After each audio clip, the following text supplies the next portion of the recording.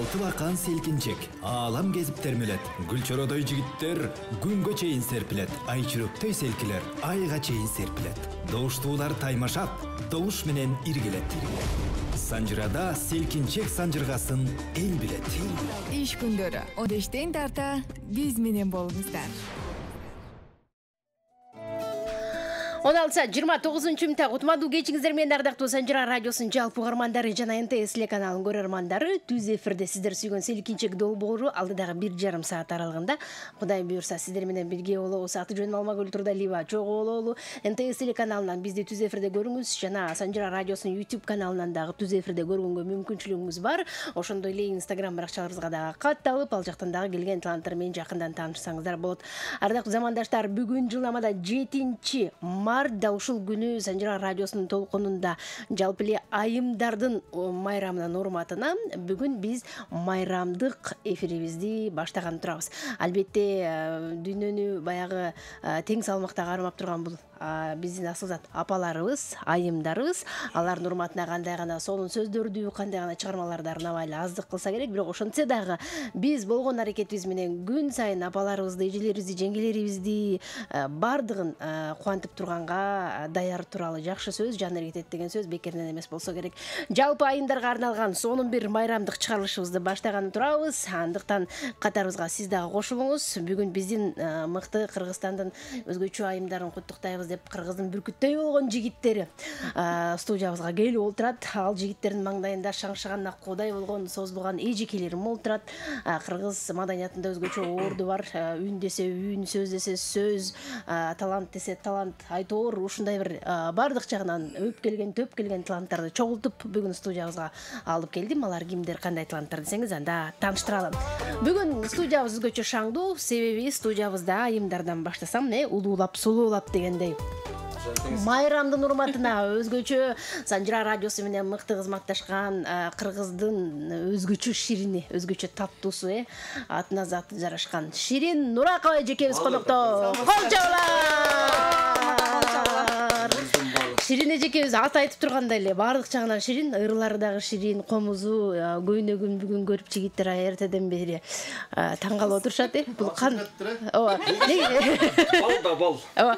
Жигиттер негизи бир эле эки эле өңдү берет да, кызыл анан жашыл дегенди. Ана бул ушундай кандай өңдөп эле ойлонуп атышат. Азыр таанышабыз. Да ушул айдын жанында отурган дагы бир таланттуу кыз, өзгөчө үндүн ээси, өзгөчө мыкты талант Айжанат Асылбекова биздин студиябызда конокто. Кол чабуулар болсун. Айжанат айдын жанында дагы бир таланттуу айныбыз, дагы бир Санжыра радиосу менен шаңшыган ырчы Гүлназ Айткул кызы. Бүгүн биздин гүлдөр караңыздарчы, кандай буралып, кандай өзгөчө. 8 марттай болуп турат го чиркиндики. Анан сиздер ушундай айымдардын алдында отуруп алып ырдагандын өзү эле бир бакыт, өзү эле бир керемет да жигиттер. Кандай бактылуусуздар. Кандай жигиттер, кандай бактылуу жигиттер десеңиздер, анда тааныштыралы. Таланттуу ырчы жигит. Мына ошол бул жакта отурган Айжанат гүлүбүздүн тикенеги деп коеюн. Жеп жалбырагы.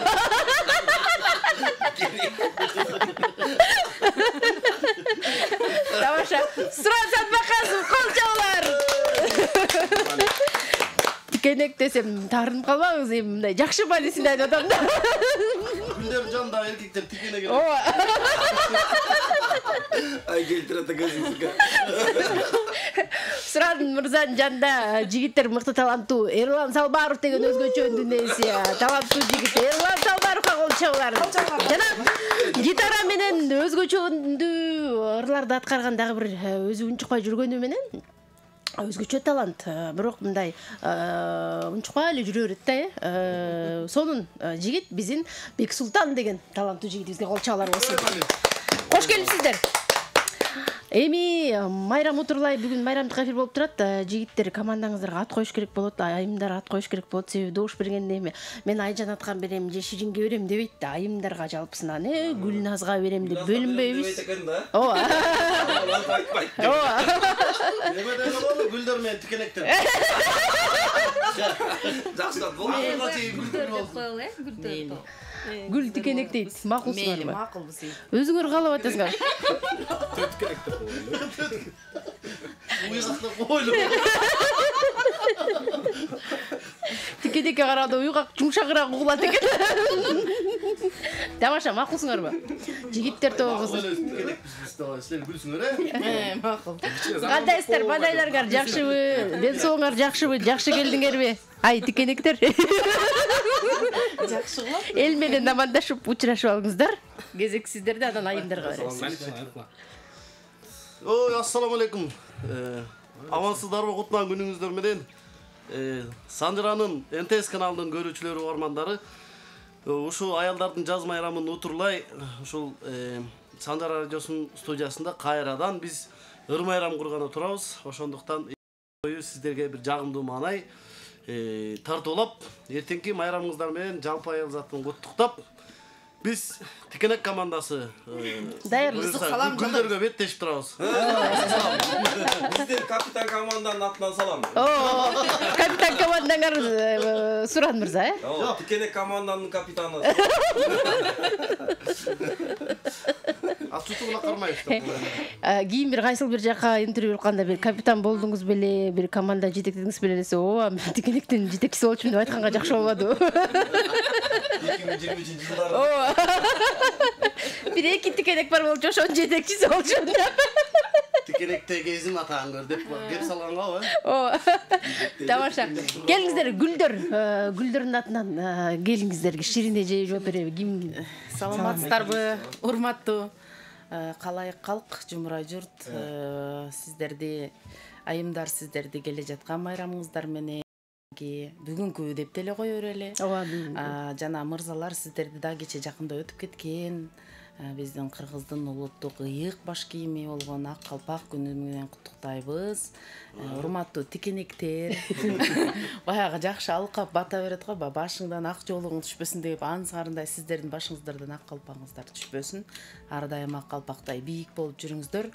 Бүгүн тамашалап тикенек болуп атсаңыздар, эртең сиздерге эле бакыйган чынар терек болосуздар. Гүлүңүздөр гүлдөп турсун бутактарыңыздарда. Сиздерге бардык жакшылыктарды каалайбыз. Бүгүн бирок кыздар жеңсин. Такы дер жерин айтайынчы. Сыйыңар менен утулган. Жакшы. Анда келиңиздер, бүгүн майрамдык эфирди баштадык. Жигиттер айымдарды селкинчекке отургузуп күйлөнүшүңөр керек. Ошондуктан сиздер баштайсыздар, Мына сон Тикенектер. сон болду. Кандай чыгарма менен баштайсыздар? Башта. Капитан командасы үйлөдү, биз Уруксаты менен деп коебуз. биз таштай беребиз. Кеттик, анда сиздер үчүн шайыр чыгармалардан Бек Нурбек байкебиздин ырларынан баштай беребиз.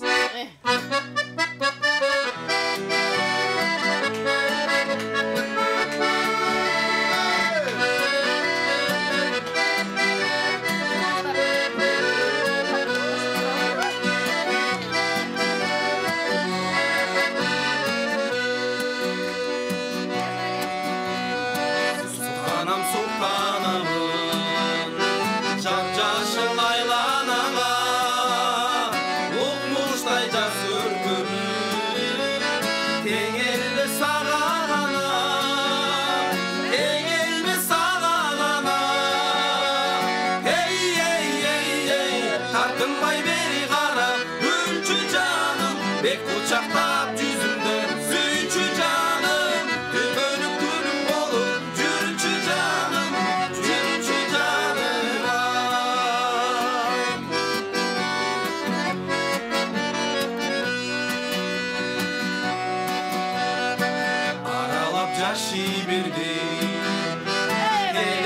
жаным,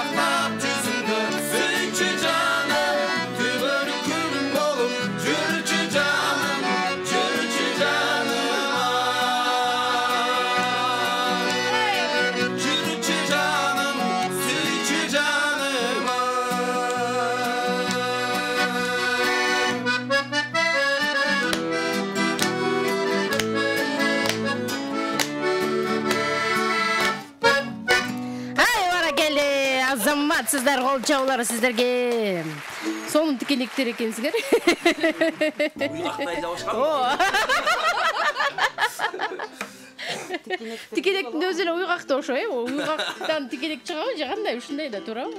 Розанын деле тикенеги бар ушундай. Мындай варианттары көп. Мына баштаганда ушундай башталды. Кыздар, айымдар, кандай кылабыз эми?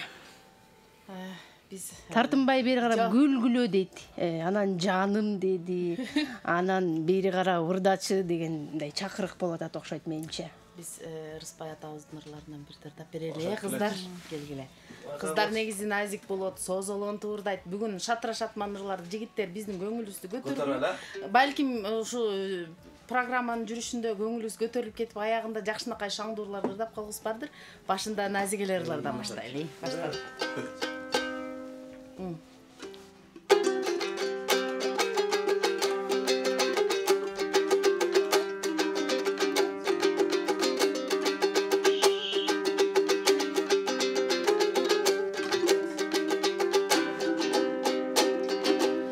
Elesindi karap tursam sürüttün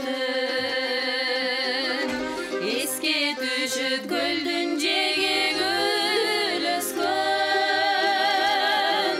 Esingde bir geçinde gel sırdaşı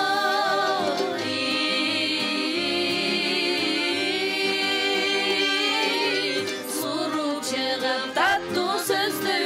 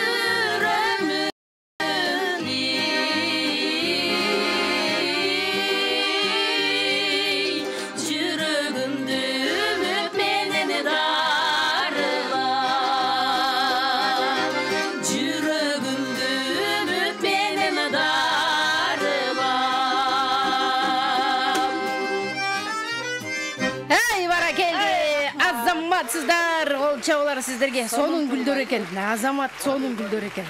Бири жашыл, бири розовый, бири болсо ушул экөө баягы тең салмакта кармап турайын деп ортосунда кара болуп турганы дагы бул өзгөчөлүк. Андыктан мына ушундай биздин сонун гүлдөргө азыр угармандардын пикирлерин угалы, андан кийин анан балким тикенектерди колдойт, балким гүлдөрдү колдойт, азыр чогуу билебиз. 57-77-98 ардактуу угармандар, майрамдык эфирибиз уланып жаткан учур. Бизде болсо байланышка чыккан мейман бар. Саламатсызбы? Абдан сонун, өзүңүз кандайсыз? Кутмандуу кечиңиз менен. Рахмат, өтөки директор майданган менен. Рахмат. Баардык гүлдөрдү куттуктап коеюн. Жигиттер каласыз. Сен досум гүлдөргө. Рахмат. Бар болуңуз, рахмат. Гүлдөргө каттап коюк добушуңузду. Байланышкан үчүн ыраазычылык билдиребиз. Жакшы кылбайт абы. Мейманыбыз бар. Саламатсызбы? Баары сиздерге эмес. Кош келдиңиз. Саламатсыңарбы, Алмагүл? Кутман кечиңиз менен. Рахмат, өзүңөрдүн кутман кечиңер менен. Майрамыңыз менен куттуктайбыз. Кандайсыз? Жакшысызбы? Рахмат, жакшы. Мен да силердин майрамыңар менен куттуктайм. Ден соолукта болгула, ишиңерде ийгилик болсун. Балдарга дагы ийгилик каалайм. Жакшы кызайт, таланттуу жигиттер. Эми мен Гүлдөргө берем. Рахмат. Шакен апаңар. Бар. Мен эже болуп кетет экенмин багбагыл силерге. Эмкиде суран досума берип коюңузчу апа. Аваз алып берип коеюнчу. Рахмат, бар болуңуз. Каттап койдук Гүлдөргө. Мейман бар. Саламатсызбы? Саламатчылык, кандайсыңар? Алмагүл келе жаткан 8 март майрамыңар куттуу болсун. Рахмат, сизге куттуктайбыз. Кыздарга добушумду берейин. Ойбай. Бар болуңуз, рахмат. Биздин Гүлдөргө сиздин добушуңузду каттап койдук. Негизи ушундай эле болуш керек. Калп эле укпай атам демиш болбогула. Жок, башка сарсана болсо да суран эмнеге сарсана? О, десеңиз. Баары бир бир үйгө эле барат да ошол добуштун баары. Сен сарсана болбочу деги. Калоо тилектер уруп коюлду отпаймынбы? Ошондой, Добуштун ысык суу жок мага. Колуктун ортодо отурганда сарсана болду. Баары барат үйгө. Добуштун баарын колуктуңа салып туруп жиберем апай. Ооба, ушундай. Программабыз уланат ардактармандар. Азырынча добуштар айымдар тарапта, Гүлдөрдө, кезек кайрадан жигиттерде. Кандай кылалы? Шаңды ырдай берели анда. Айымдарды кантип майрамы менен куттуктайсыңар, мисалы? Темптүрөк кетебиз,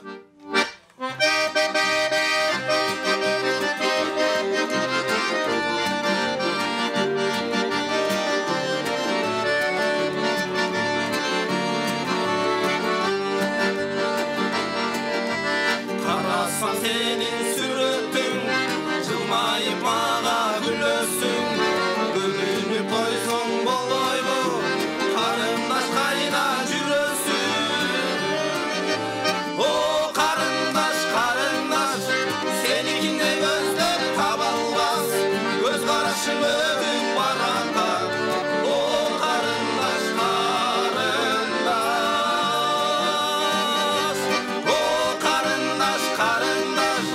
сеникиндей көздөр табылбас, көз карашың өтүп баратат. О карындаш,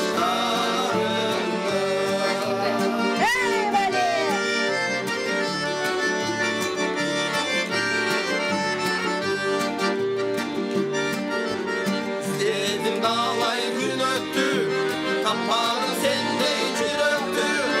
Сендей кетсең болбойбу, садар кылбай жүрөктү. О карындаш, сеникиндей көздөр табылбас, көз карашың өтүп баратат. О карындаш,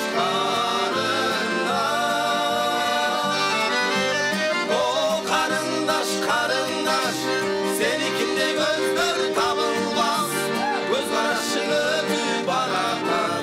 О карындаш, көз карашың өтүп баратат. О карындаш,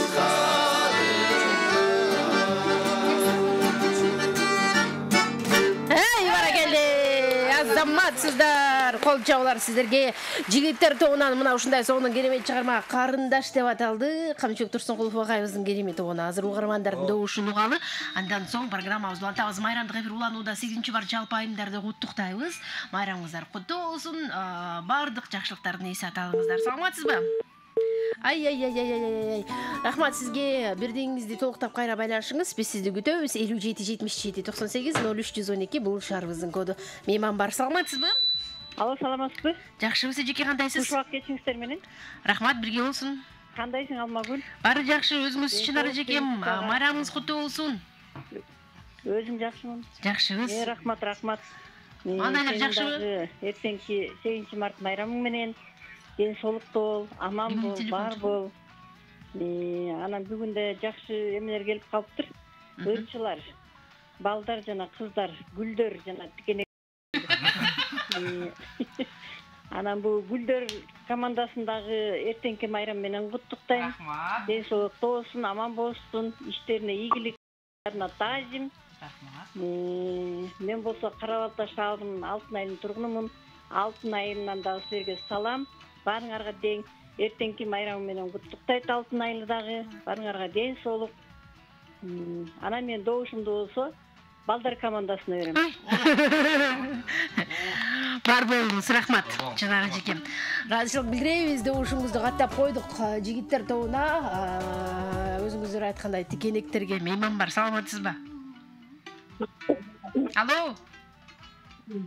Кош келдиңиз. Биз сизди угатабыз. Ардактуу угарман, түз эфирдесиз, атыңыз ким? Түп айылынан Саты деген жерден атым Шайгүл. Мен тиги кыздарга берейин добушту. Рахмат. Бар болуңуз, майрамыңыз менен ден соолукта болуңуз, оорубаңыз, бардык тилектердин баарын эсете алыңыз сизге. Майрамдык маанайда жакшы сөздөр дардаган бүгүнкү күндүн эсебинен айтылган кабыл тилектердин бардыгы кабыл болсун дейли. Саламатсызбы? Саламатсызбы, майрамыңар менен келет. Рахмат, чоң кош келдиңиз. Кандайсыз?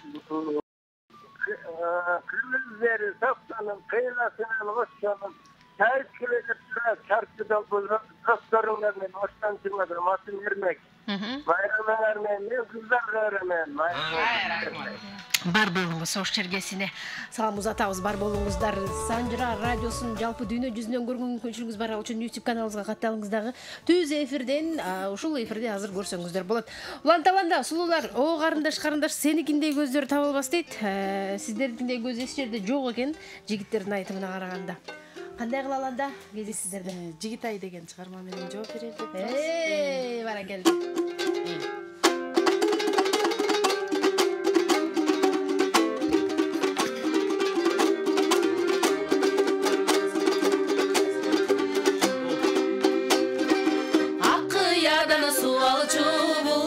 Бар жигитай, айдын нуру ойногон турагым бар жигитай.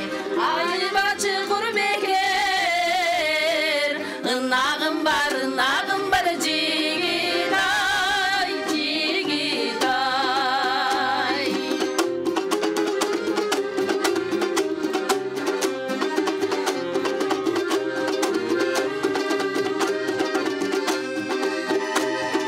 Көк кыядан су алчу булагым бар жигитай. Күндүн нуру ойногон турагым бар жигитай. Күйүп бөлчү курбекер, ынагым бар жигитай, жигитай.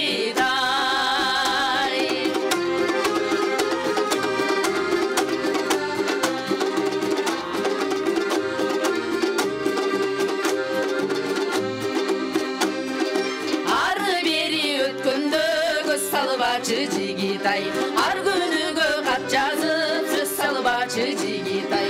Арзыганың бар чыгар, кеч калбачы жигитай, жигитай. Арзыганың бар чыгар, кеч калбачы жигитай, жигитай, жигитай. Азаматсыздар, кол чабууларды сиздерге жаңыртабыз. Биздин күндөр караңыздарчы, кандай сонун кереметтерди аткарып беришти. Ары бери өткөндө сөз салбачы жигитай дейт, арызыганың бар чыгар, баары бир биз сиздерге ишенбейбиз деп атат. Өзгөчө Эрланга, Менин аялым бар да, деп. Азыр угармандардын добушун каттайлы, андан соң улантабыз. Саламатсызбы? Алло, саламатсыңар? Кош келдиңиз. Эртеңки 8 март майрамыңар. Рахмат, сизде майрамыңыз менен, курманыңыз менен. Ишиңерге ий кезек. Мен Бишкек шаарынан Бурул апа. Майрамыңыз менен. Эки жактын тең таланттары ташкындай берсин. Мен добушумду жигиттерге берип коеюн.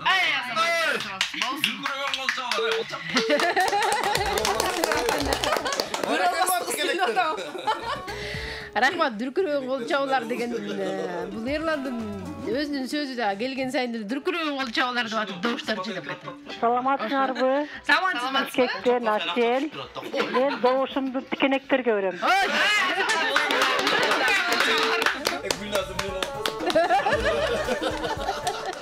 İçleri kızıldan atmayı mı demişsin? Бийки мен бар. Саламатсызбы? Саламатчылык алмабыл кандайсыңар? О, жакшыбыз. Динара жеке майрамыңыз менен, кутман кечиңиз менен. Рахмат силерди дагы. Бүгүн келиним келиптир, сиңдим келиптир. Ошого карабастан мен тиги балдардын командасына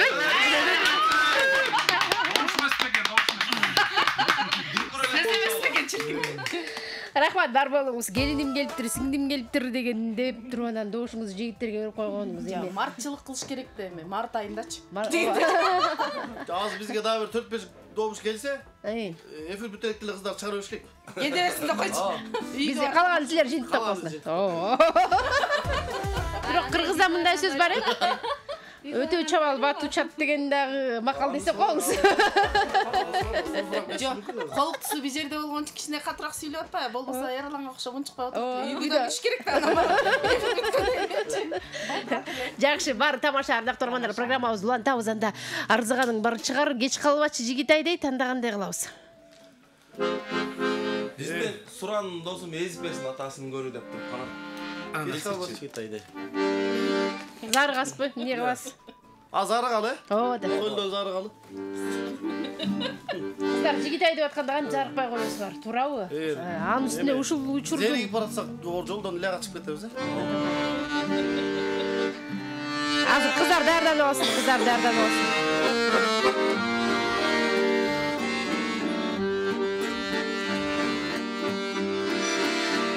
Ажарыңа марбалып, гитарыңа зарыланып, Кунканы ырдадың, бұлбұлқұшқа айланып, Қино салған күбігің, қызғалдақтай боралып, Күн кешке созам обаң, olur gün salıp, ey, gün salıp,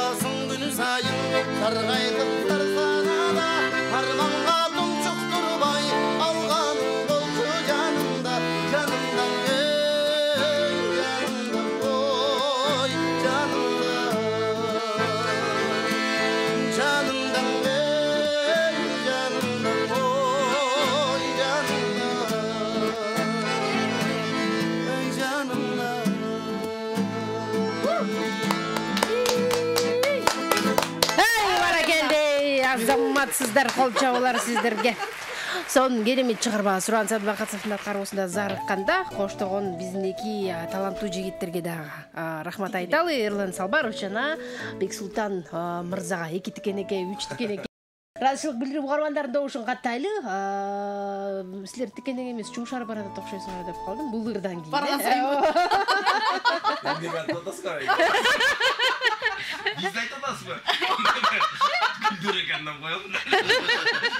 Гүлдөр ардайым эле жумшакта. Гүлдөр ардайым жумшакта. Тикенектер жумшарат. Мейман бар, саламатсызбы? Саламатсыздар. Кош келдиңиз. Мен конокторго ден соолук, жармачылык ийгиттерди каалайм. Ийгиттерге жете берсин. Айымдарды эртеңки 8 март майрамы менен куттуктайм. Үй бүлөлөр менен аманчылыкта бактылуу өмүр сүрө берсин. Алмагөл сагада тунук эпир. Чоң рахмат. Эртеңки 8 марттын кут болсун, өмүрүңүз узун болсун. Үй бүлө менен аманчылыкта таптуу өмүр сүрө бергиле. Чоң рахмат. Мен Бишкектен көрүп атам, атым Доктурбек. Мен добушумду инилериме берип коеюн.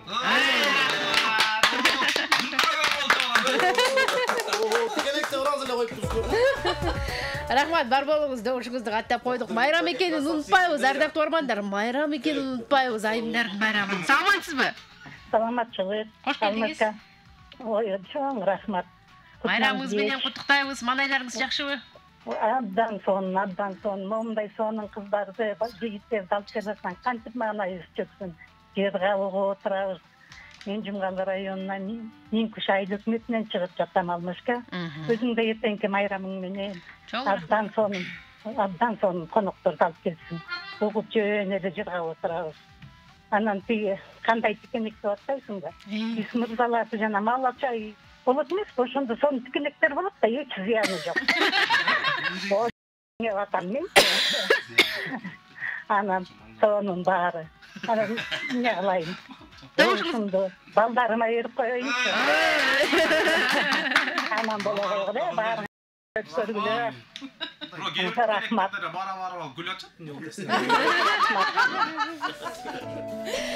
Рахмат, бар болуңуз. Каттап коек добушуңуз өзүңүз айткандай, мындай жакшы тикенектерге, сонун тикенектер деле бар да, деп атпайбы? Саламатсызбы?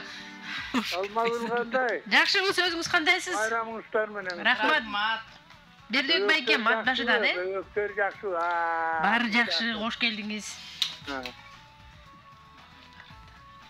Мен оттуктун улу иним Суранга берип коеюн. Ай, рахмат. Бирле тикене көрөм дегендей болду. Биреле тикенекке берсеңер ал кабыл алынбайт. Ал добушту биз айымдарга кошуп салабыз деп эле. Тамаша, кабыл алдык, бар болуңуз. Добушуңузду каттап койдум, келтиңиз. Келиңиз анда, жок, мен ат башынан байлашка чыкты угарманыбыз. Анан атын атап атпайбы? Болгондо дагы оттуктун тикенегине деп. Алар бир мындай таанышат да, сыртынан дегендей. Келиңиз анда, айымдар, кандай кылабыз кезек сиздерде? Өзүнүн үйүндөгү менчик тикенегине өзүнүн гүлү жооп берсин эми. Бизде эмне күнөө? Ал зайрыгып атса, силерде эмне күнөө?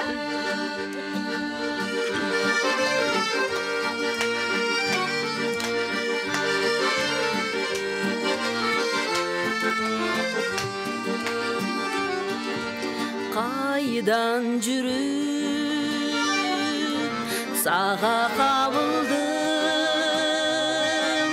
карегиңди барбы жалынып, жан эргитип жумшак күлгөнүң, жарыгыбы аккан таңымдын, жан эргитип жумшак күлгөнүң, жарыгыбы аккан таңымдын.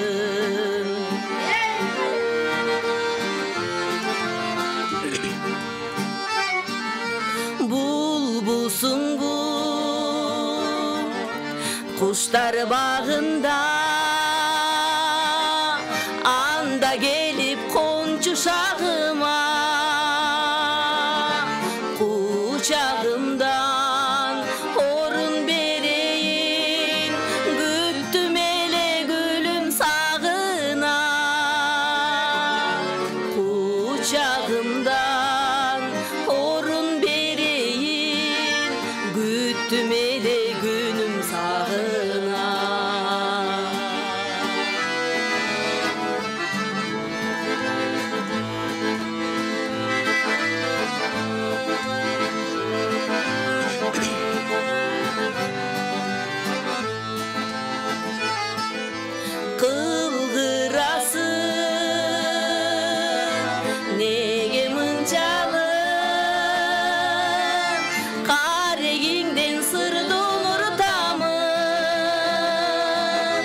Jaz gülü bolsun jıparыңды çaç jadırasın canım tınçalım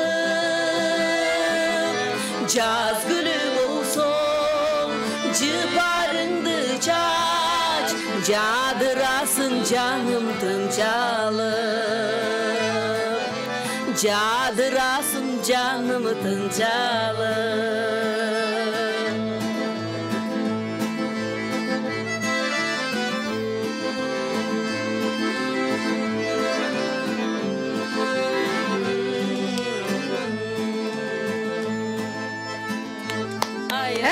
келди. Азаматсыз кол чабуулар сизге Айжан Тасылбекованын кароосунда жазым келчи деп аталган сонун чыгарма биздин таланттуу текениктердин бири Суран мырзага жооп болду окшойт. Азыр эми угармандардын добушун каттайлы 5777 98 ардактуу угармандар 0312 бул шаарыбыздын коду көрүп жаткандыгыңыз Санжира радиосу Серкинчек долбоор майрамдык чыгарылыш жалпы айымдарды аял затын апаларыбызды анын ичинде эжелерибизди сиңдилерибизди жеңгелерибизди бардыгын майрам менен чындыгынан куттуктайбыз. Мейман бар, саламатсызбы? Алло, саламатсызбы? Кош келдиңиз. Кандайсыз? Жакшы, Алмакүлсүңбү, кандай келаткан майрамыңар менен? Жакшыбыз, рахмат чоң. Кыздардын да майрамы менен келаткан. Рахмат. Мен кичигенинен чалып атам, атым Гүлмира, кыздарга добушум. Рахмат. Бар болуңуз, рахмат. Айымдарга добуш келип атканда дүркүрөтүш керек негизи майрамда. Мейман бар, саламатсызбы? Алло. Кош келдиңиз. Алмагүл. Майрамыңыз менен кандайсыз, Симбат эжегем? Рахмат. Маанайларыңыз жакшыбы? Абдан зор, кутмандуу кеч. Бирге болсун. Бүгүн ушундай бир кыргыз элибизде аял затына чоң майрамды уюштуруп турсуң.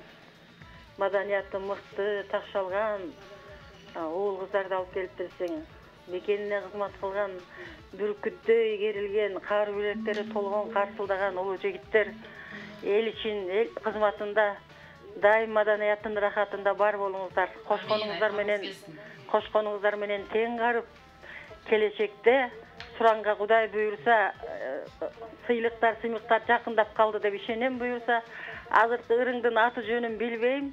Телевизиядан ырдаганда аты жөнүн жазат, бегишүү строканы кой берет, окуй албайм. Мен кемпир 75-теги. Бирок ошол популярный болуп атат ырың. Анан жанакы Асангалы Керимбаевдин Омар Султановго жазган ыры сүйүмдү кайрап келип берчи дегенди алып келип берчи, мен да бир сүйүмдү издеп алып жүргөйүн. Кыздарга ден соолук. Кыздарга ден соолук, бактылуу жашоо. Балы да бар, ширини да бар, рызкысы да бар, кандай керемет. Ошол кереметтердин катарында тизилип отурган баарыңыздарга өмүр тилейм, ден соолук тилейм. Ишкасын, бала чаканын рахаттарын көрүңүздөр. Алмагүл чарчаба, чалыба. Ушул күндөрдүн рахаты бир күнү этек жеңиң оролуп, төрүңө чачылган кымбат тойлор келсин. Ошо тойлордун күбөсү болгон ушул жигиттер кызмат кылсын. Кош келипсиздер. Эми бүгүн ушу кыргыз элинин кыздарына таазим кылып кызмат кылган, бүркүттөй керилип турган жигиттерге добушумду берем. Ибадат эже, бишкек саады, ибадат эже. Бар болуңуз, ибадат эже. Чоң рахмат, сизди дагы майрамыңыз менен куттуктайбыз. Жакшы пикирлериңизди айтып келип турула, жигиттерге добушуңузду бердиңиз. Эми ар бир адамдын өзүнүн тандоосу да. Рахмат айтабыз. Анын үстүнө Суран мырзадан сүйүмдүү бир эстеп жыргап алайын, ырдап берчи деп суранып атпайбы? Ошол себептүү да добуш жигиттерге кетти окшойт. Саламатсызбы? Алмашка кандай саламатсызбы? Жакшыбы, сөзүңүз кандай, Жалил мырза? Кутман кечиңиз менен. Мени мен таанып койдуңбу? Кандай дейсиз? Мени мен таанып койдуңбу? Ооба, тааныдым да, сизди кантип тааныбайм. Келиңиз. Эртеңки 8 майрам үстүндө. Рахмат. Азыр жигиттерди кыстарды көргөн жокмун, угуп атам. Ай, радио жарым кылмай болду, шаңдырап жүргөндөрдөн. Угуп келдим. Эртеңки майрамыңыз менен куттуу болсун. Эн соолуктуу жигиттер, кыздар баарыңыздарга шатнашай, көңүл ачык болсун. Эртеңки майрамыңыздар менен добушумду жигиттерге берем. Катташтырыңыз. Азырынча ушундай добуштарды каттап койдук. Эми азыр эфир жаңы эле башталбадыбы?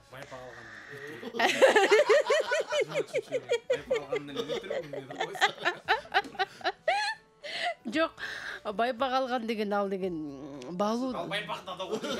О, байпак деген байпакта. Угармандар добушучу, канча бирдиги кетип атат, убактысы кетип атат. Анан ошол эле учурда жан дили менен каалоо тилегин айтып атат. Караңыздарчы, кандай баталарды берип атат. Анан сиз бата менен байпакты салыштырбаңыз.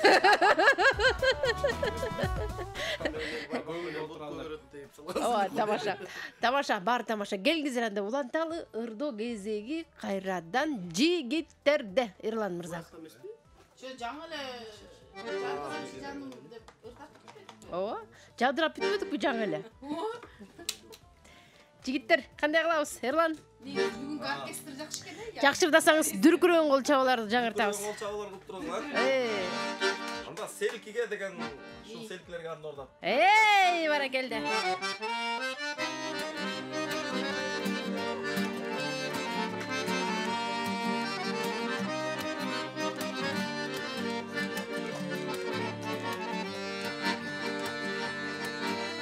Сурма бар сулуу көзүңдөн, султанам айткан сөзүңдөн, сырдаша сенден жүрөгүм, сырдашкым келет көзүңнөн, көңүлүм койбой теркиме, кол сунам сиздей селкиге, акылым койбой ашыкмын сиздей селкиге, көңүлүм койбой теркиме, кол сунам сиздей селкиге, акылым койбой теркиме, ашыкмын сиздей селкиге.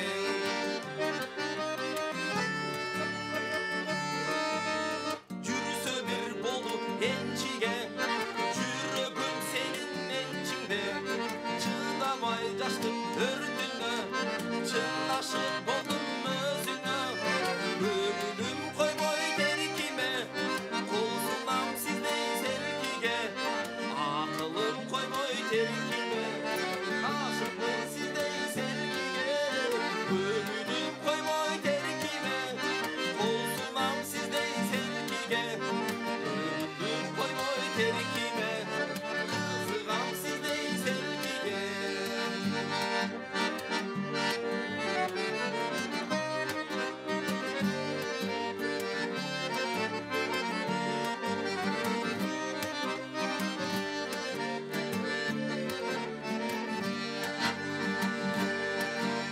Жалынды жаштык кезимде, жанашкым келет өзүңө, жарашып турат күнөсүң, жалжылдап жанган көзүңө, көңүлүм койбой теркиме, кол сунам сиздей селкиге, кыялым койбой теркиме, кызыгам сиздей селкиге, акылым койбой теркиме, ашыкмын сиздей селкиге, көңүлүм койбой теркиме, кол сунам сиздей селкиге, көңүлүм койбой теркиме, кол сунам сиздей селкиге.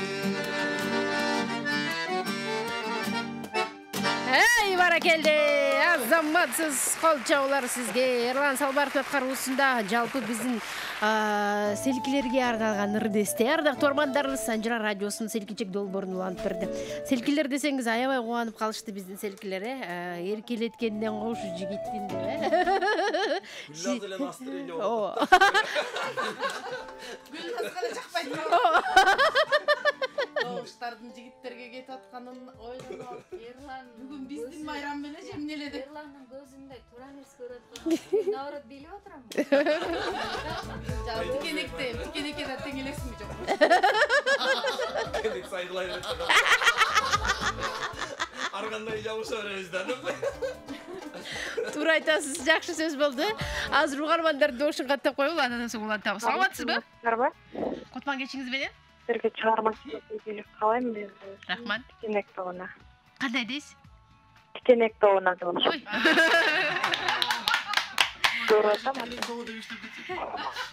Рахмат, бар болуңуз.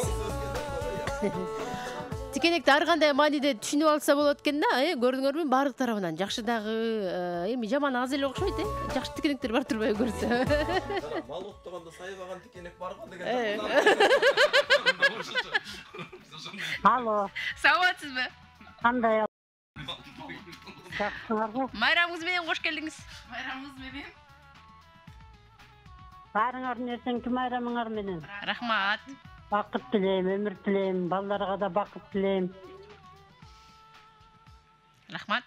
Берде 3 кыз сен менен 4 кыз экен, 3 кызга добушумду бердим. Баракелде. Бар болуңуз. Рахмат, ыраазычылык билдирем. Добушуңузду айымдарга Гүлдөр командасына каттап койдум. Кийинки мейман бар. Саламатсызбы? Кош келдиңиз. Алло, түз эфирдесиз. Рахмат. Майрамыңар менен. Рахмат. Добушумду 3 балага берейин. Атыңыз ким эле? Атым Айтжан. Бар болуңуз. Бишкек шаарынан байланыштыңыз, Ооба, Көкжар айылынан. Рахмат. Бар болуңуз, ыраазычылык билдирем. Добушуңузду каттап койдум. Жигиттер тобуна келип туруңуз, ыраазычылык билдиребиз сизге. Ардактуу армандар, НТС телеканалы жана Санжара радиосунун толкунунда селкинчек долбоору майрамдык чыгарылышы уланууда. Кыска жарнамалык түрмөктөн соң биз программабызды улантабыз. Биздин толкунда калууну улантыңыздар. Бүгүн биздин студиябызда сиздердин маанайыңызды көтөргөн мыкты таланттар, маданиятыбызга мыкты кызмат өтөгөн биздин бүркүттө болгон жигиттерибиз Суран Садбакасов, Эрлан Салбаров жана Бек Султан Ашымбеков, Бек Султан да ушул таланттуу жигиттер жана ошондой эле Ширин Нуракова эжекебиз баш болгон таланттуу биздин Айжанат Асылбекова, Гүлназ Айткул кызы, Гүлдөр командасы. Биз программабызды бир аздан соң улантабыз. Андан кийин биздин толкунда калыңыз. Алты бакан селкинчек, аалам кезип термелет. Гүлчородой жигиттер күнгө чейин серпилет. Айчүрөктөй селкилер айга чейин серпилет. Добуштуулар таймашат, добуш менен иргилет. Санжырада селкинчексин эл билет. Иш күндөрү 16-15 тарта биз менен болуңуздар. Ардактуу программабыз улантабыз. Көрүп жатканыңыз Санжара радиосунун селкинчек долбоору. Бизи Санжара радиосунун YouTube каналынан дагы түз эфирде интернет аркылуу көргөнгө мүмкүнчүлүгүңүз бар. Жана НТС телеканалынан көрүңүз. Санжара радиосунан угуңуз. Майрамдык чыгарылыш 8 март жалпы аял заты айымдардын майрамынын урматына арналган майрамдык эфирде кыргыздын мыкты жигиттери жана кыздары сиздер үчүн шаңшып, сиздер үчүн он аракетте көңүлүңүздү көтөрүп алууга даяр. Катарыбызга жаңы кошулгандар болсо анда дагы бир ирет тааныштырайын. Студиябызда конокто балдар жана жигиттер жана кыздар тобу. Жигиттер өзүлөрүнүн атын өзү Тикенек деп ат коюшту. Буга мен эч кандай күнөөм жок. Тикенектер жана ошондой эле Гүлдөр командасы. Кол чабуулар.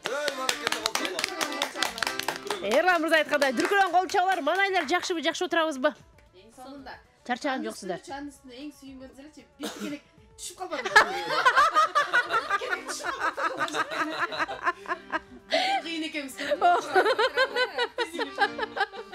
Гүлдөр катуу ырдаганда бир тикенек түшүп калды. Ооба. Чын эле ошондой Эрлан мырза, келиңиз. Андай эмес ай. Канан анда бир тикенеңер жок да туурабы? Жакшы. Программабыз улантабыз. Эрлан Салбаров, Суран Садбакасов жигиттер тобу жана биздин айымдар сулуулар Ширин Нуракова, Айжанат Асылбекова жана Гүлназ Айткул кызы конокто. Жаңы гана ырдоо кезеги айымдарга келген. Айымдардын атынан азыр Гүлназ Айткул кызы ырдайм деп турат.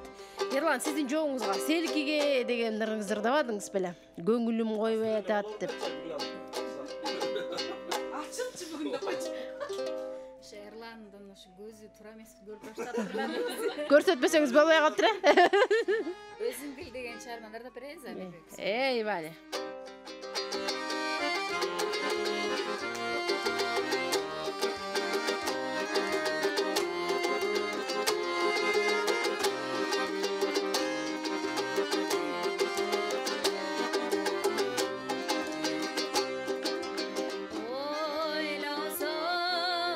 Sen,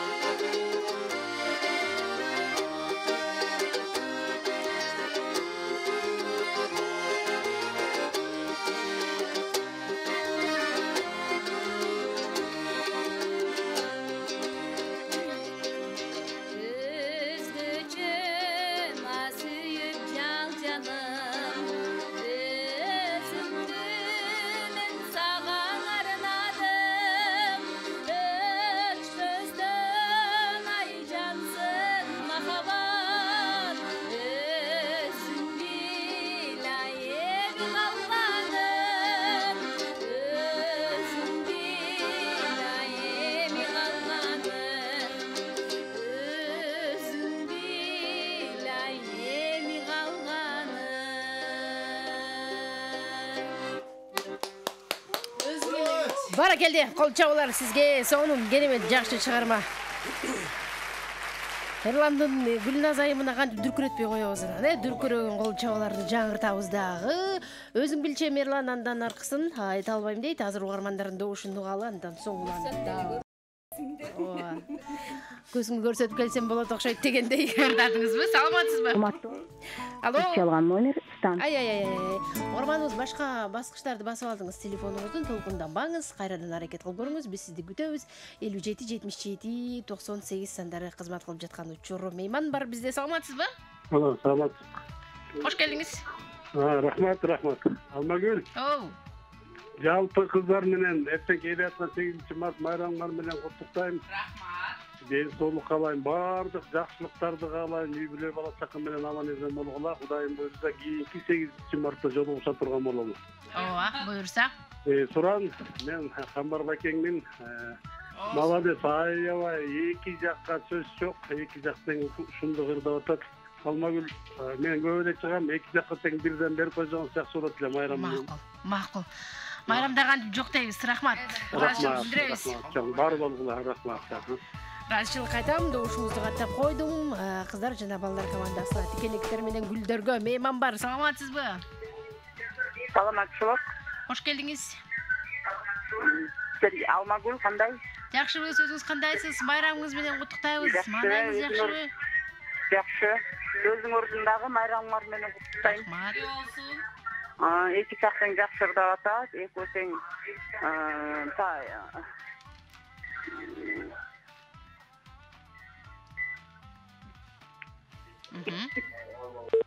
Ай. Рахмат сизге, бар болуңуз. Кы деп келатты эле. Мейман бар. Саламатсызбы? Алло, саламатсыздар. Кош келдиңиз майрамыңыз менен. Рахмат. Мандайыңыз жакшыбы? Жакшы, рахмат, жакшы. Мен Бишкектен чалып аттым эле. Майрамыңыздар менен, кыздардын да майрамы менен куттуктайм. Ишиңерге ийгилик. Мен добушумду ушу кыздарга берип койсом. Ай, баракелде. Бар болуңуз. Чоң рахмат. Келип туруңуз, добушуңузду каттап койдук. Дүркүрөгөн кол чабууларды чаппайсыңарбы, жигиттер?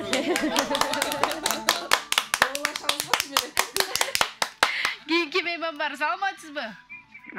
Саламатсыңар. Кош келдиңиз. Кыздардын баарын мен эртеңки майрам менен куттуктайм. Ден соолуктары болсун, үй бүлөсүнүн аман болсун. Анан экинчиден кааларым Суран менен Айжанаттын концертин канча кайталап берсе ошончолук көрөм. Экөөнө Кудайымдан үй бүлөлүк бакыт, бала бакырасынан аман болушсун, иштери ийгиликтүү болсун, баардык жакшылыктар болсун. Менин добушум балдарыма. Баракелде. Кайталап көрүп аткан концертиңиздин артында Айжанат турган негизинен. Мындай кече концерттерде айымдар көбүрөөк чуркайт, анан ошол телевиденияга берип кайрадан кайталап көрсөтүп атканда Айжанат, ошондуктан добушта Айжанатка берсеңиз болмок деп эле. Тамаша, албетте бул сиздин тандооңуз, жигиттер тобуна мен сиздин добушуңузду каттап койдум. Үйгө барганда баары бир алып алат да, айымдар. Азыр үйгө жетелекте эле эшке чыкканда. Мобозодон араттаганда келди. Булардын алгам жакшы болгон да. Жок, добушумду көтөрө акчаны алып атканда. Добушту жөдөр алат да. Ошол үчүн да камара коюп отурасыңар. Жакшы.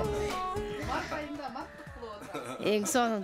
Келиңиздер анда, жигиттер, кандай чыгарманы жооп кыласыздар? Айымдар жаңы эле ырдап өттү, Гүлназ айым. Ырдап берген болчу жигиттерге арнап. Эми жигиттер. Жана суранычыбызды орноталыбы? Суранычты орноталы анда. Омар Султановтан Ак булутта кылдап коелу,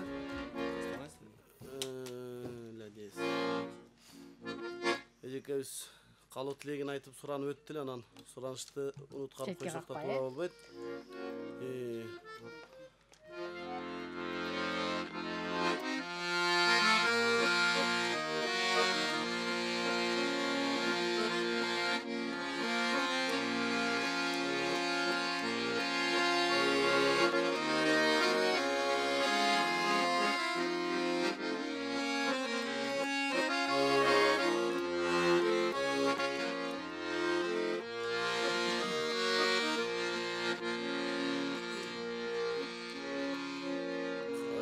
kechirtgün taqdir menen jolgo чыгып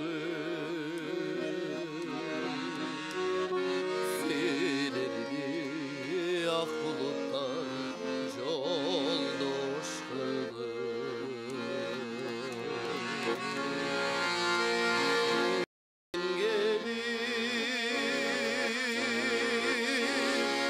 алтын кунду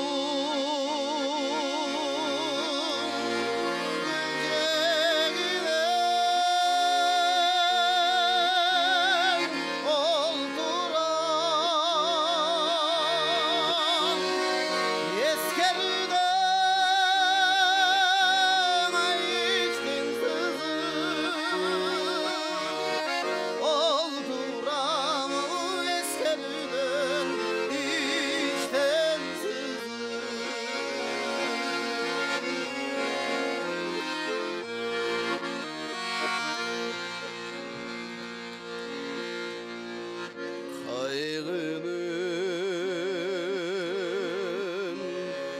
karan tünün jarık kılar Karaldım jaşodu jakşılık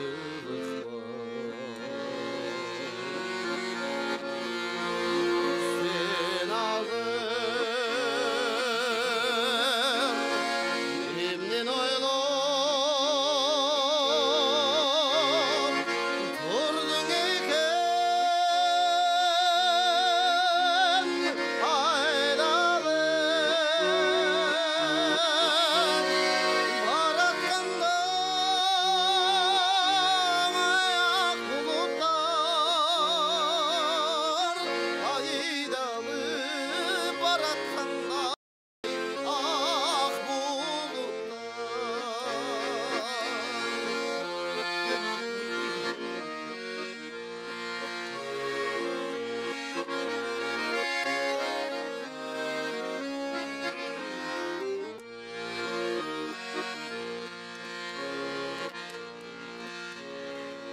Kölcegi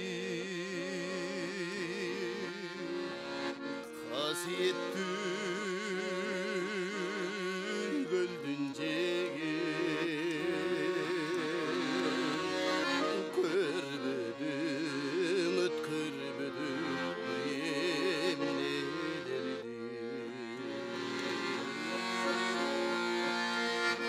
Adaşım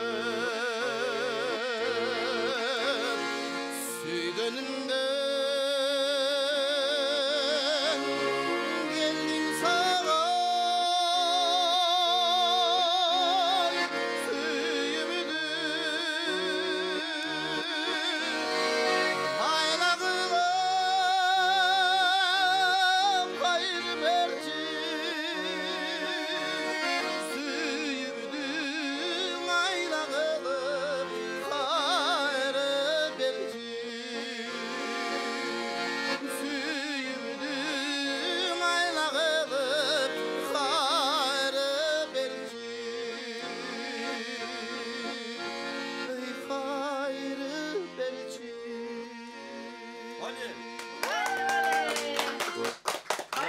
Баракелде, азаматсыз кол чабуулар сизге. Дүркүрөө. Азаматсыз кол чабуулар сизге чындыгында сонун аткардыңыз. Барыбыз аябай муюп, сонун керемет аткарып болду. Бар болуңуз. Суран Садбаков кароосунда угарманыбызды өтүнчү ойчу жаңырган чыгарма Ак булуттар Асанбек Генбаев атабыздын керемети болот. Программабыз уланат. Бул ак булуттардан кийин айымдар билбейм эмне болот. Азыр добуштарды каттайлы, андан соң улантабыз. Мейман бар. Саламатсызбы? Саламатсыз. Кош келдиңиз. Саламатсызбы. Саламатсызбы? Кутман кечиңиз менен кандайсыз? Биринчиден жакшы, биринчиден силерге эртеңки майрамыңыздар менен куттуктайм. Рахмат. Андан кийин жаныңызда отурган итайымга, сул айымдарга дагы майрамыңыздар менен. Жана чын ден соолук, узун өмүр, бакыт табай калайм.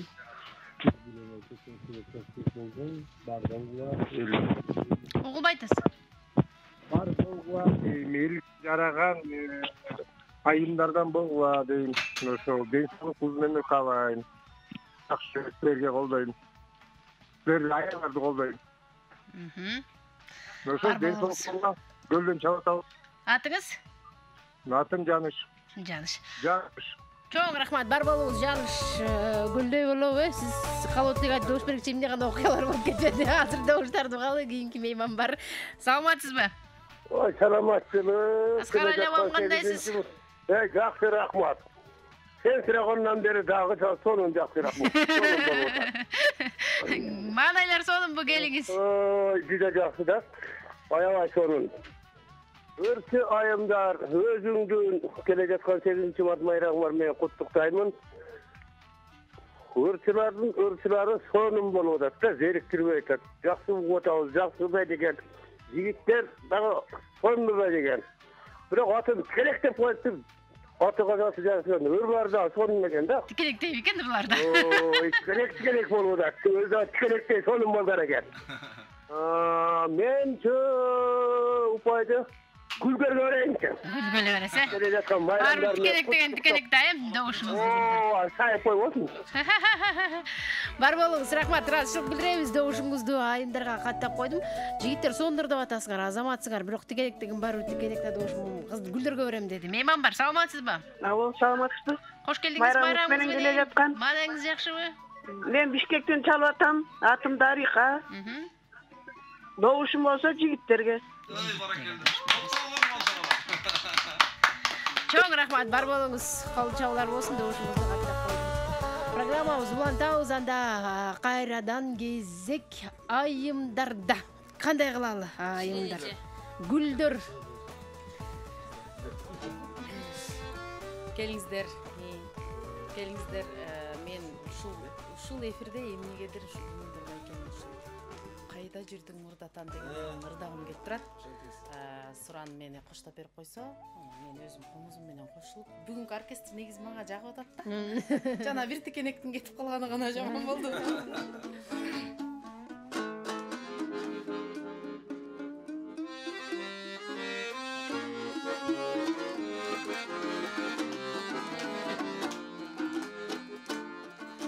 Мейли атак, мейли байлык жыйбасам, мен өзүң деп дүйнө кезип ыр жазам. Мелмели деген дайра деңиз суу кечип, мелмел жегени далай кырдашам. Сени сүйүп сен деп көйүп ыр жазам, сергектенем сен жөнүндө ырдасам. Сезимдерге тынчтык бербей жүрөгүм, сени көрүп сени карап турбасам, кагылайын кара жаным, кайда жүрдүң мурдатан.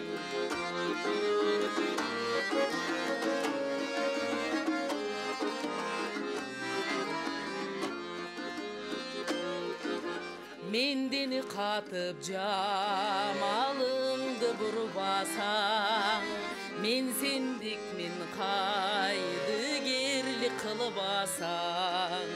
Мерез болбо кеч болсо да жолуктук, мени аяк сүйүмдү сыйласаң. Сени сүйүп сен деп көйүп ыр жазам, сергектенем сен жөнүндө ырдасам. Сезимдерге тынчтык бербейт жүрөгүм, сени көрүп сени карап турбасам, кагылайын кара жаным, кайда жүрдүң мурдатан.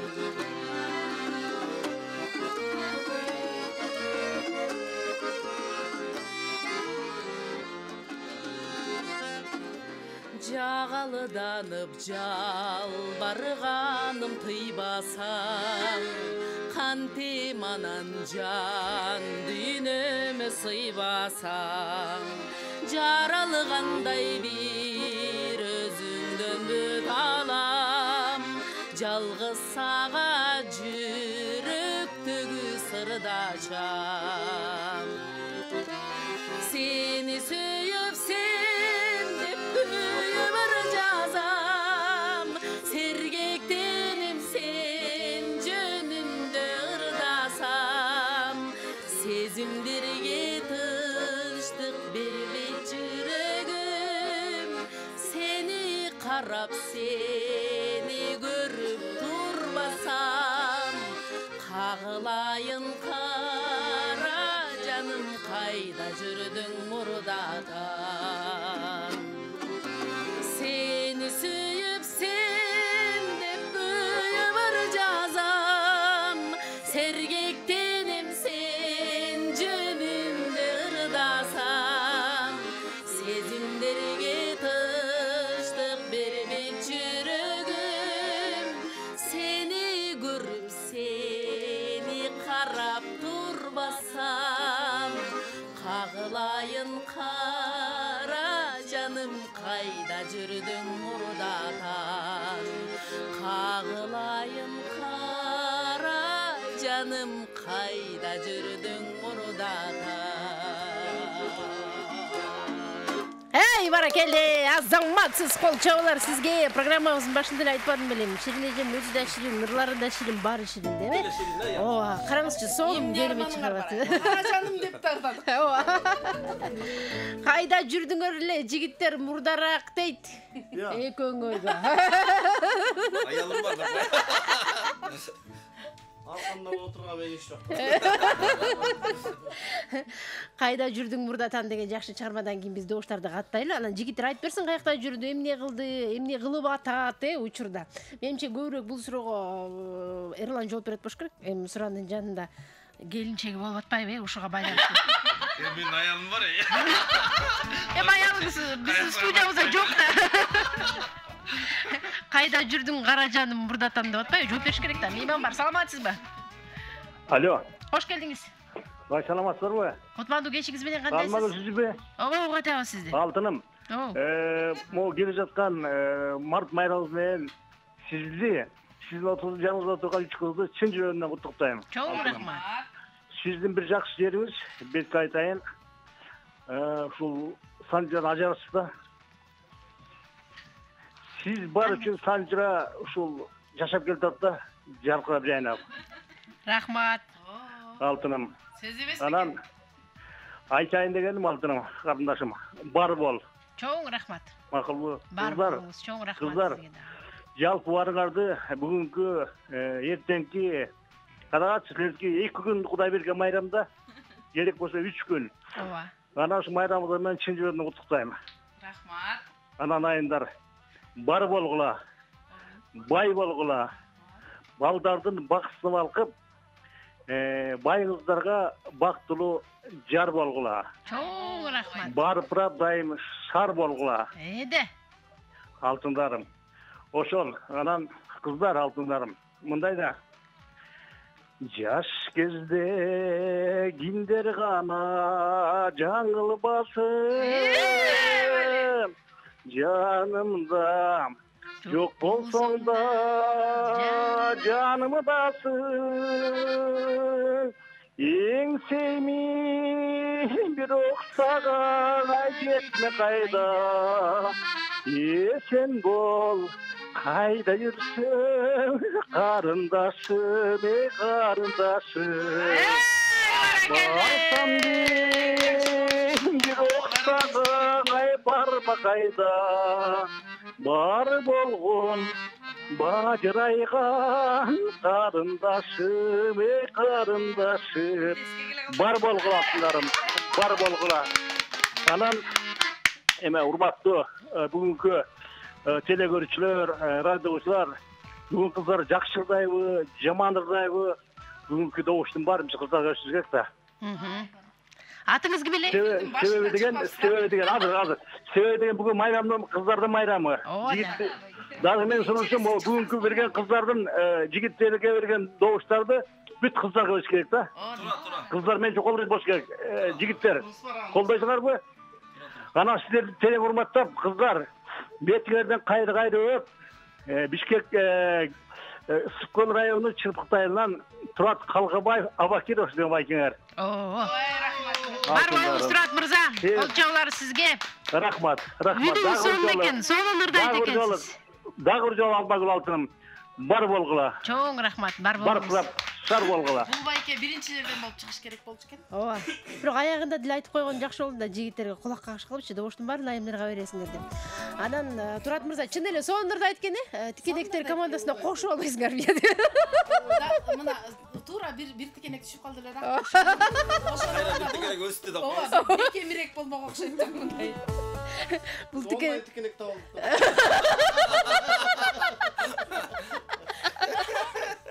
Онлайн тикенегиз чакты.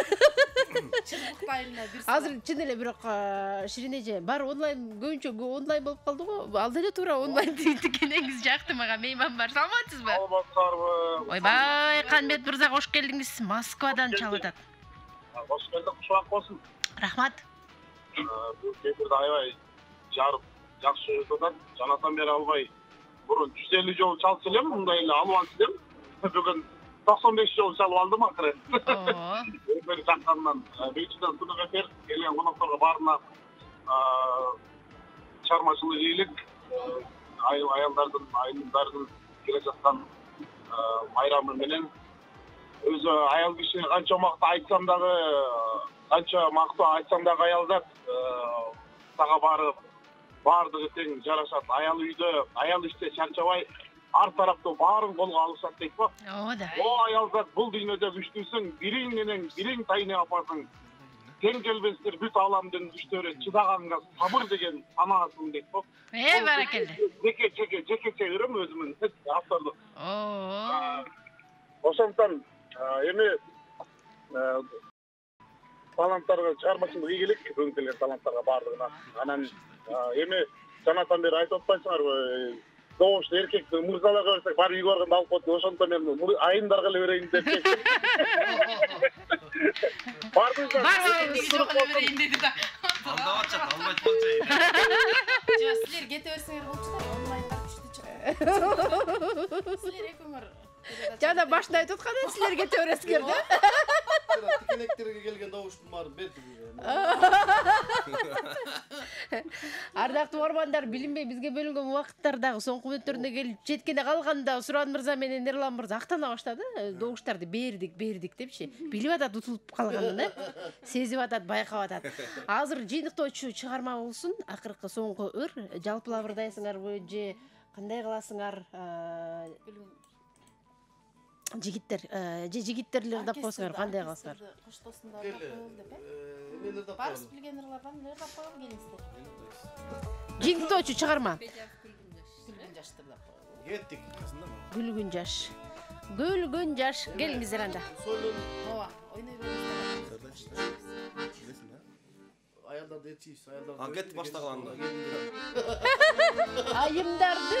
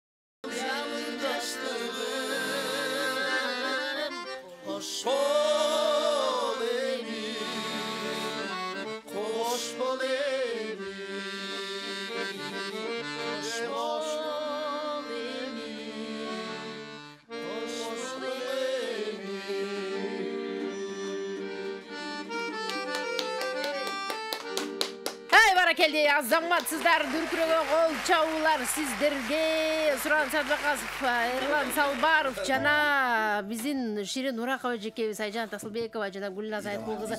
Бүгүн Сергичек долбоорун өзгөчө шаңга бөлөп берген дал ушул таланттарга дагы бир жолу дүркүрөгөн кол чабуулар болсун. Азаматсыздар. Эртеңки майрамдын урматына жалпы айымдарды сонун бир маанайда куттуктап бердиңиздер. Сиздерге жамаатыбыздын атынан ыраазычылык билдиребиз. Жыйынтык кандай болгонун баары күтүп жатса керек. Бүгүн балдар командасы өздөрүнүн чөнтөгүнө бир тикенеги түшүп, кайра чыгып, онлайн болуп ап деп атып. 13 байга ээ болду, колчоолар. Жада тикенек бирөө түшпөгөндө, онлайн болбой калганда 13-кө да жетпей калмаксыңар. Болушу демек, Булар конек болуптур да. 5-6 эле болду го. Ал эми кыздар командасы биздин Гүлдөр жашообуздун бир бөлүгү болгон, жашообуздун өзүнүн аттары айтып тургандай, гүл деп айтып атпайбызбы? Гүлдөр кандай керемет, кандай жыттуу, кандай кооз, кандай курпулуп турат, улам аба ырайына жараша өзгөрүп турат. Жаан катуу жааса гүлдөр баягы ачылат, чачылат дегендей, мына ошол сыңарындай эле бүгүнкү биздин Гүлдөр угармандардын калоосу менен, угармандардын тандоосу менен жеңүүчү болуп 15 байга ээ болду. Колчоолар. Жана эле айтып аткам, чабал өрдөк, бату чап дегендей болуп атат. Жакшы эле болуп атат айымдар. Мен силер тараптамын деп айтпадым беле деп эле. Менен 28 упайыңар бар, эч ойлонбогула. Майрамдын урматына Суран мырза, Эрлан мырза, мындай деп айтпайсыздарбы? Эртең белек берип отурамбы деп баягы ойлонбой, бүгүн кутулуп кеткиле да. Бүгүнкү упайлардын баары белек катары берик. Айжан ата өзгөчө сиз, Бүгүн гүл көтөрүп баргандыр. 13 упай. Упайды берип койгон жакшы. Рахмат, эң сонун. Келиңиздер. Эркин микрофон узаталы, жалпы кыргыз элине болгон калуу тилектер өзгөчө айымдарга айтылган саламдар болсун, Силердин бир жылда бир келген күнүңөр дегендей эле айтасыңар го. Кантсе дагы ушул бүгүнкү эфирде уюштурган ушундай эфир кылып таланттууларды бири-бири менен ырдаштырып, эл менен кабарлаштырып, эл менен байланыштырып аткан ушу МТС каналына, Санжыра радиосуна, Алмагүлгө, жалпы жамаатыңыздарга терең ыраазычылык билдиребиз. Ушул жамааттагы айымдарды келе жаткан майрам менен куттуктайбыз. Гүлдөр командасынын атынан жана дагы жалпы элибизде ушу эртеңки жана алдыдагы майрам келе жатат. Ушул март айынын майрамдарга бай, ушул майрамдын бардыгы менен куттуктайбыз. Элибизде тынччылык болсун, жокчулук болсун, ыйман ырыс болсун. Биздин ушу гүлдөр дагы сабактан өсүп чыгат, жалбырактан өсүп чыгат.